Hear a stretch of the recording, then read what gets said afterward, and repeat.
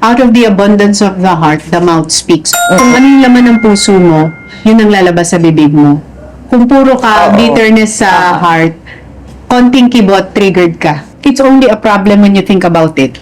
A lot of the things that people will say about you is a projection of their inner world. Pag may pinagdadaanan ka, simulan mo lang sa attitude of gratitude. May mabasa kang masamang nasabi sa'yo, tapos i-shift mo lang yung mindset mo. Naka-aircon ako dati, wala tayong aircon sa kotse. Ang laking tulong din pag pinatay mo na yung ego mo.